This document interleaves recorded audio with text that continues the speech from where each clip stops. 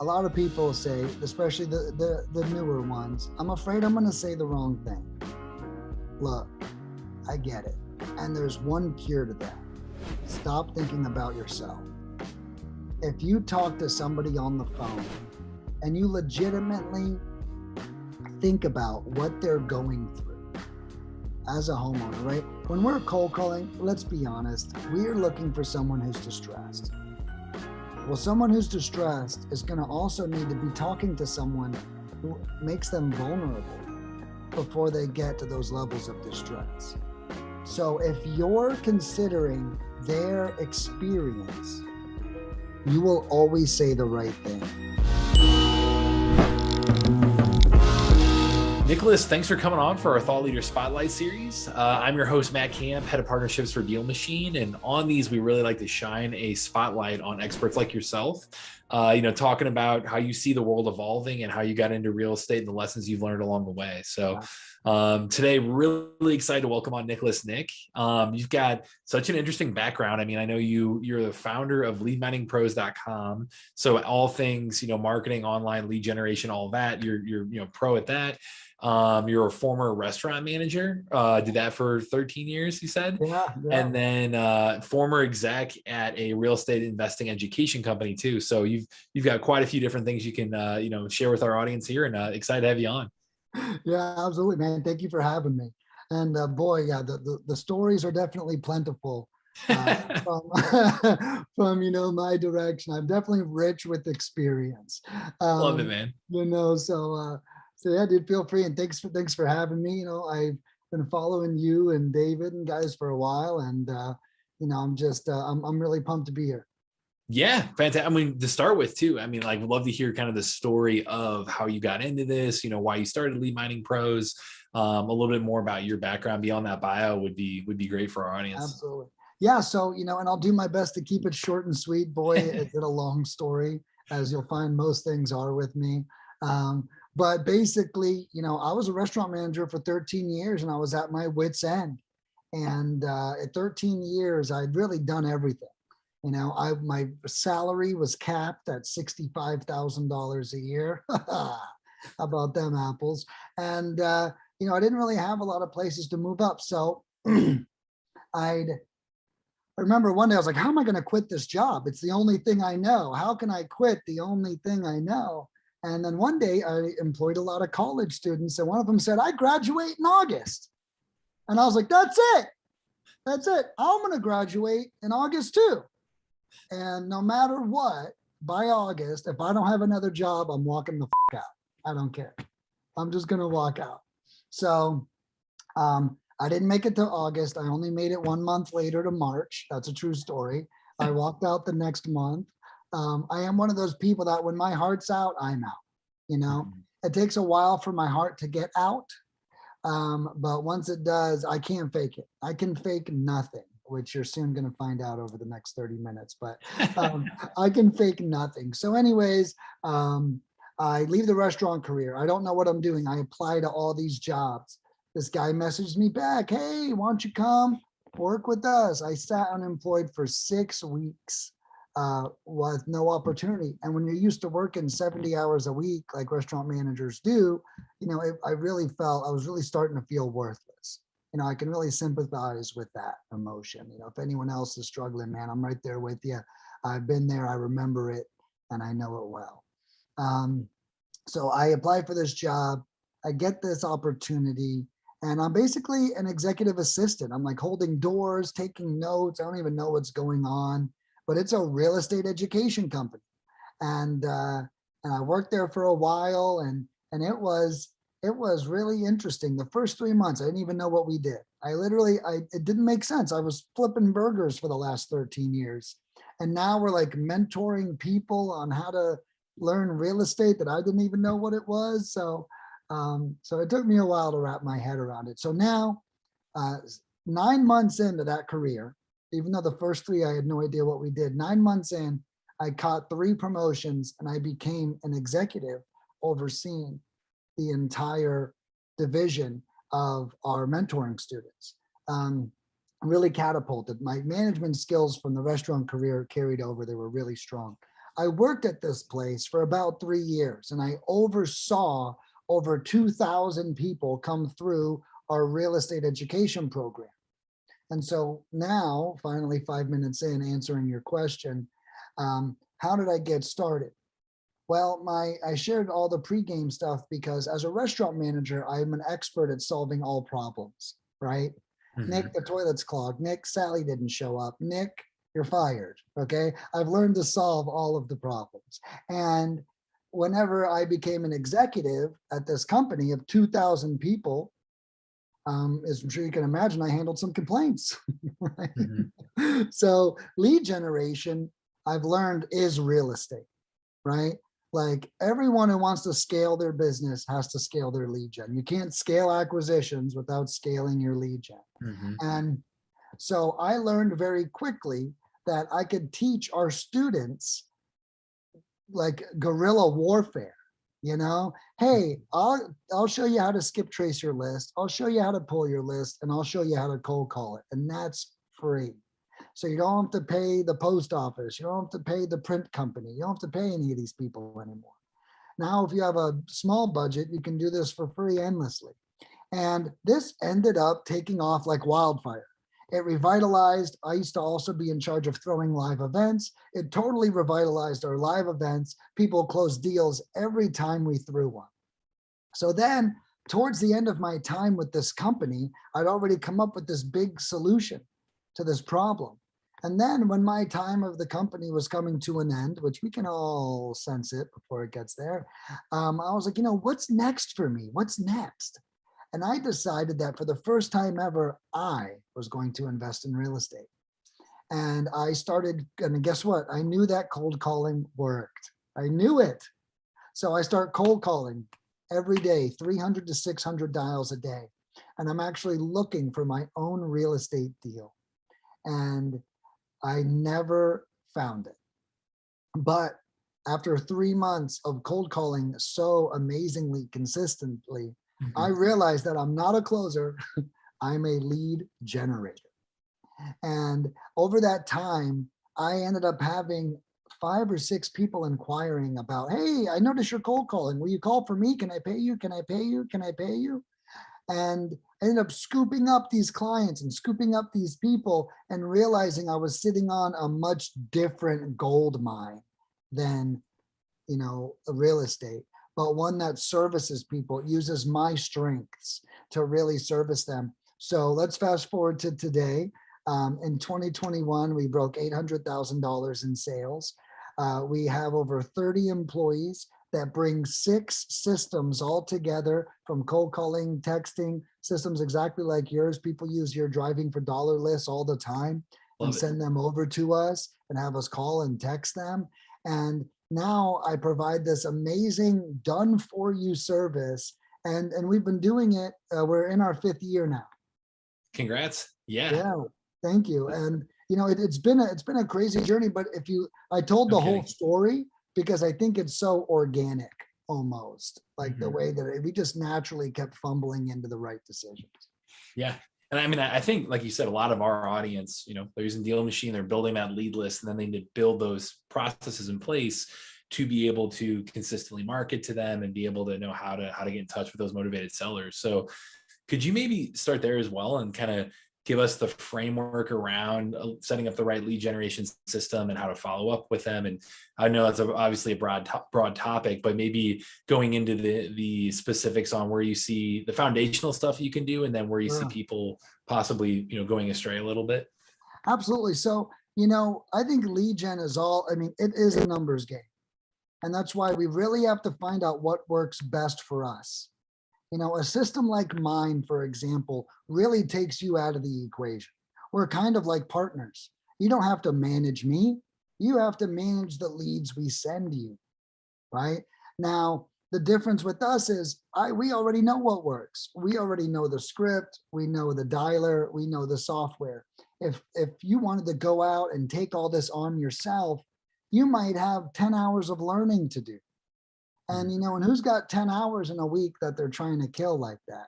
And then after they learn it, they then have to practice and implement it. So The real best lead generation system is one that you can do consistently, no matter what that looks like. Now, I tell all investors to do the time versus money equation. If you have the time and you don't have the money, you should be doing the work yourself. If you don't have the time and you do have the money, you should be seeking people to help shortcut that growth period. Okay. Now, a system like mine, I'm a firm believer that you literally couldn't do it for less if you did it yourself. I just got off the phone with the client and we offered 2,000 Filipino callers for $375. Okay. Or 2,000 Filipino dials for $375. Now, if she wanted to do this herself, she would have to pay for a dialing service. What's that? 150 to 200 a month. And she's already at over 50% of my cost, and there isn't even an employee involved yet. Let alone the employee, the management, the hiring. So one thing I try to be very keen on, especially from my real estate education days, is don't take on something that's going to snare you. Okay. For example, this one guy wanted to try a dialer out.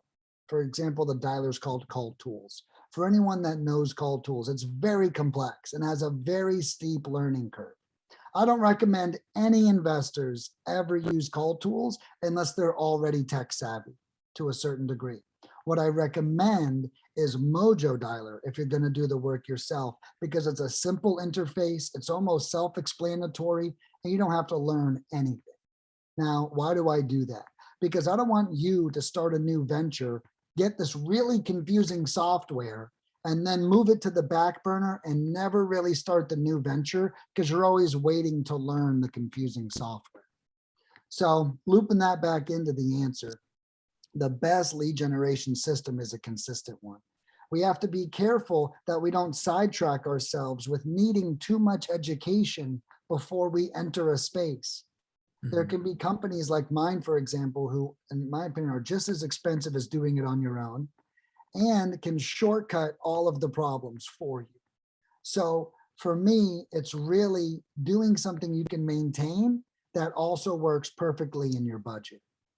Yeah. There's a way to do it without breaking the bank. And when you're going through that process, something that you can maintain, can you kind of break down? I know you're really big on KPIs and measuring success and all that. Can you break down, how to think through what KPIs matter most, and really, like, I know you said it's a numbers game. Can you break down what the funnel looks like that too? Yeah, absolutely. Especially on a dialing perspective. So guys, I'll tell you the 4 main KPIs I track whenever we're cold calling. Okay. Number 1 is dials made.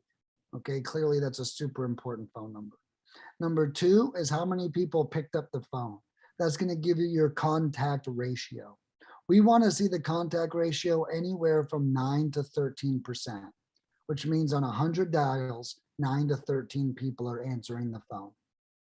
We've also found if that number drops below 7 or 8%, it's going to be very difficult to generate a lead. So after we look at our contact rate, next we want to look at how many leads are we generating. And then on the lead flow, what we see is on the American side, a trained American can produce anywhere from 2 to 6 leads per 500 dials.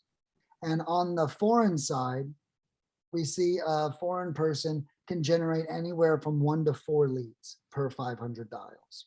That's kind of the KPIs we look for there. Then the next KPI is wrong numbers. Okay. Testing your skip tracing is so vitally important. Okay. Now these 4 KPIs I shared are really how you're going to decide what's working. So the dials tells you how much effort you applied. The contacts tells you how maybe accurate your list is. Maybe it tells you to look at what phone numbers on the outbound caller ID. One of the campaigns I just analyzed only had a 7% contact rate, but she did not have a number local to the area. So when we see that the KPI of the connections was low, we can start troubleshooting. Are we using a local phone number? Are we doing all the right steps? Guess what? She wasn't, which means she was already happy with the 7% contact rate. She's going to be thrilled when it goes to 13% and she gets almost twice as many leads. Yep. So that is the KPI. Then the wrong numbers are everything. So at Lead Mining, we found that our phone numbers are accurate over 80% of the time. Now, a lot of people, you may get 0 leads, and I'll tell you how knowing your wrong numbers can help. You may get 0 leads, or maybe 1, maybe it's disappointing. But if you find out that you had an accuracy rate of over 80%, and over 80% of the people you spoke to were the right person, that's still an amazing KPI. Let's look on the bright side and say, okay, maybe we should try different criteria or a different area, but we are talking to the right people. So as we analyze these KPIs, we're going to see, are we putting forth enough effort, the dials? Are our systems properly set up, the connections? How's our lead flow? That's probably the performance of your cold caller. And then the wrong numbers, that's going to be the performance of your skip tracing. So with these couple KPIs, we're actually watching 4 different systems at the same time. Yeah. And then analyzing where are the conversion rates dropping off. And that way you can really isolate and figure out what's going on and dig into that one. Yeah. Well, and I'll actually touch on that real quick, Matt. And that is, your list, our worst campaigns at Lead Mining that we get, the people, the results sucked. And I go, okay, where did you get the list from? I said, my mentor gave it to me. And I was like, what? Like, is it absentees? I don't know. Pre-foreclosure? I don't know. And the reason why it's important to know is exactly what you just mentioned. It's important to know so you know what to do differently if you need to do something differently, right? If that lead list blows up with leads, you don't even know how to duplicate it if you wanted to, because you don't know what kind of list it was. And so it's also important to know, after you know all those 4 KPIs, you then know your list criteria. So you then know what to tweak, what to change, and then where to go from there. Love it. I know you touched on, the cold call piece and a piece of that funnel being, your actual, dialer themselves and their performance. And I mean, obviously I know we're talking about, outsourcing it, and the benefits of that as well. But from a cold call perspective, I know you've done that many times over in your background. Do you have any tips there on how to have that conversation, how to open that conversation, and anything that you can share with our audience, I think will be super beneficial too. Yeah, I think this is good. You guys are going to love this stuff. Okay. So, it's real simple. It's really simple. But, a lot of people say, especially the newer ones, I'm afraid I'm going to say the wrong thing. Look, I get it. And there's one cure to that. Stop thinking about yourself. If you talk to somebody on the phone and you legitimately think about what they're going through as a homeowner, right? When we're cold calling, let's be honest, we're looking for someone who's distressed. Well, someone who's distressed is going to also need to be talking to someone who makes them vulnerable before they get to those levels of distress. So if you're considering their experience, you will always say the right thing. Oh, well, my husband got COVID. Oh my God, that must be devastating. How have you guys been dealing with that? My husband got COVID. So what do you want to sell the house for? There's 2 different ways. Maybe you didn't answer the question. There's like 2 different ways to approach these people. And if we think about what they're going through, we're going to say the right thing. So that's number 1. Think about what they're going through. Think about your list. And you don't want to make them feel like you're targeting them. Like, for example, if it's pre-foreclosure and you call them up and they go, oh, you're calling me because we're in pre-foreclosure, right? We say, ma'am, I am so sorry. I did not know that. And I'm sorry you're experiencing that. We're just calling because we buy properties in an area and your house is in that area. You know, when people feel targeted, they get much more offended, you know? So you also don't, like, if it's probate, pre-foreclosure, anything like that, don't wear that on your sleeve when you call them. Another great ninja tip is on the intro of the call to make sure that you stumble a little bit. You don't want them to know this is your 10,000th cold call. Okay. This is something we do at Lead Mining. One of my partners used to say, even like fumble with some papers. Yeah, I'm calling for the owner of 123. There it is, 123 Sycamore Street. You know, we almost like break up the roboticness, you know. Another big tip is making them, um, making them, oh, I forgot what I was going to say. It's all right. You're saying cold call tips?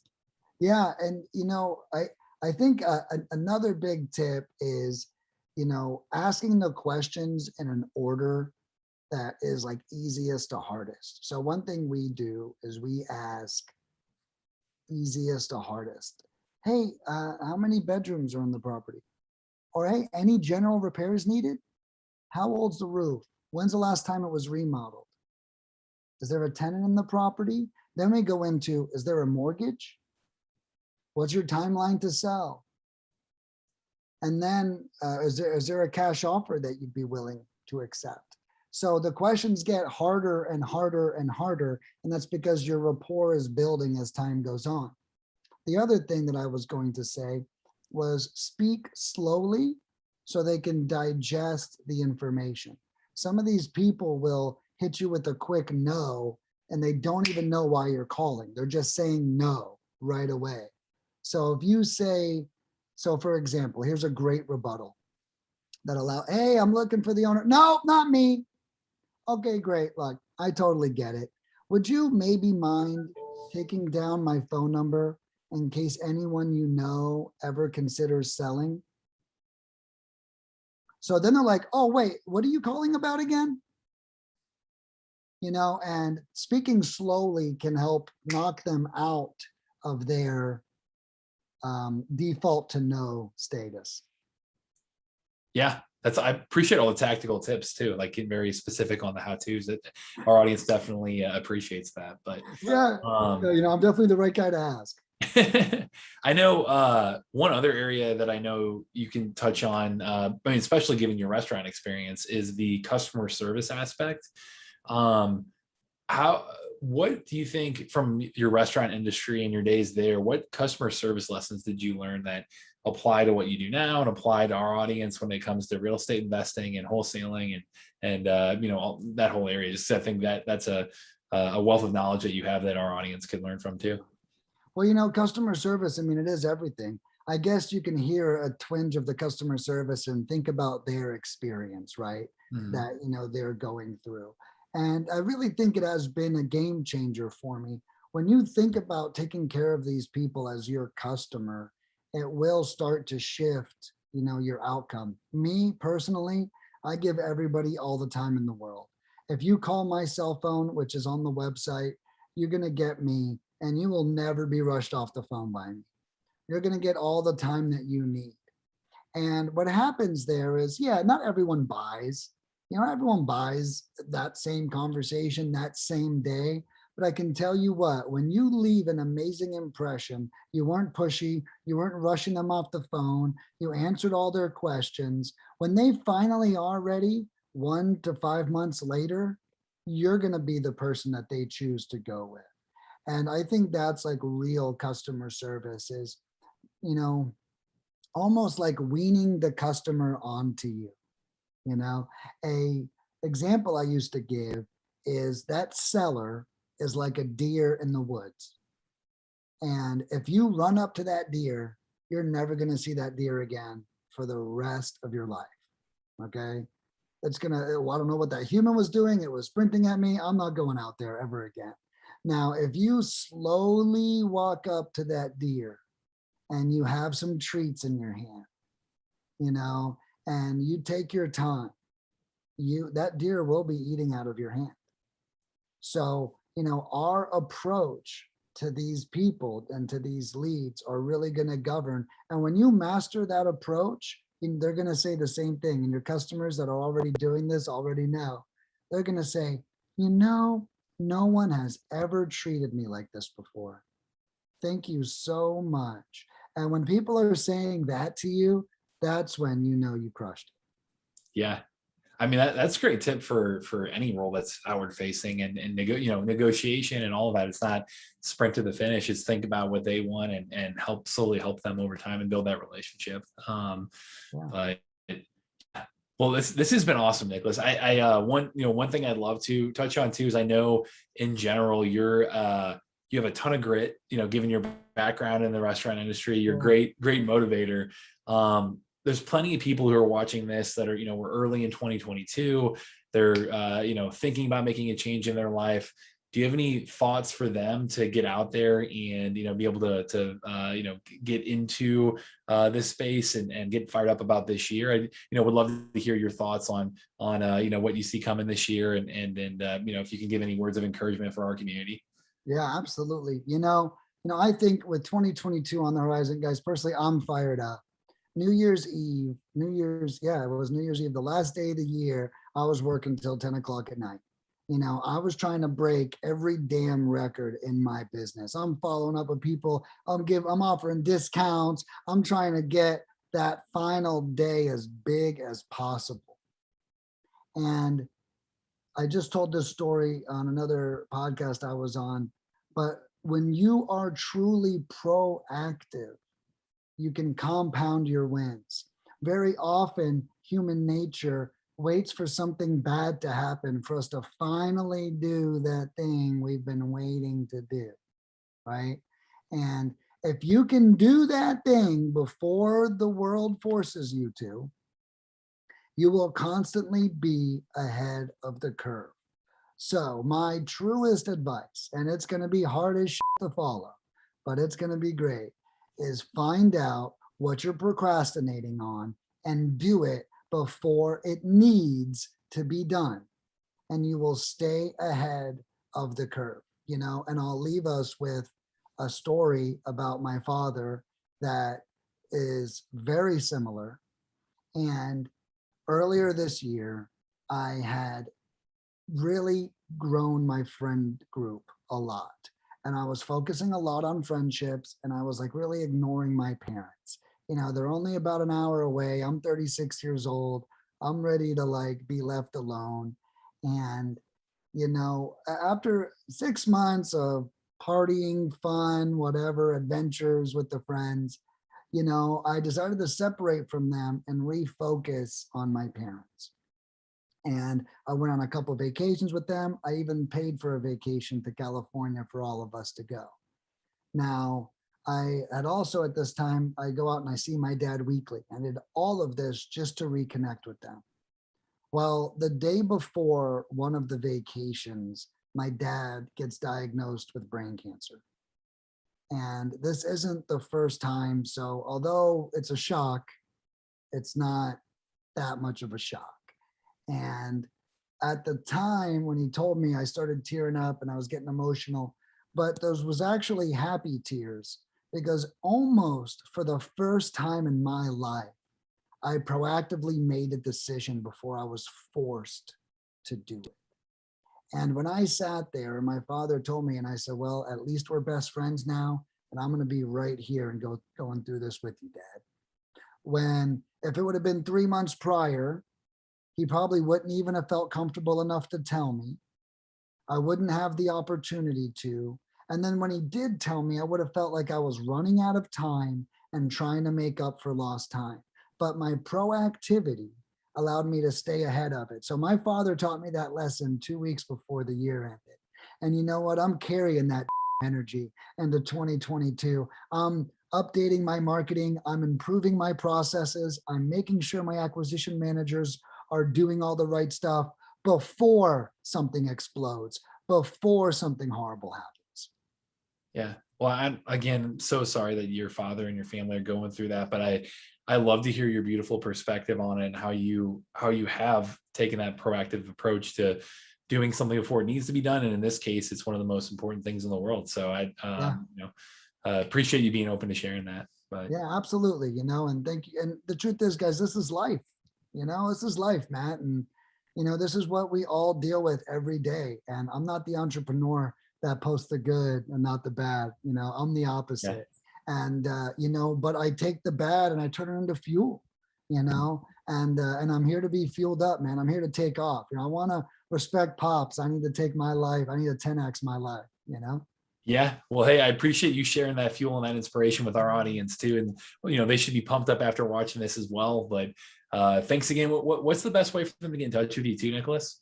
So honestly, the cell phone number's on the website. If you want a direct connection, you got it right there. Otherwise, I am a freaking hoot on Facebook. And feel free to find me. My first name is Nicholas. My last name is Nick. Easy Yes, to remember. that's my real name. That's not a Facebook pseudonym or anything like that. But I do have to delete some friends, which I'll do right when we hang up to make some room. But guys, yeah, feel free to hit me up, follow my journey, and maybe you'll definitely get some nuggets out of it. Awesome, man. Well, again, appreciate your time and thanks for coming on. Yeah, thank you, Matt. Appreciate you. Yeah. Thanks again, Nicholas. Really enjoyed the conversation, and to everyone watching, this is Matt Camp with Deal Machine, and happy deal finding.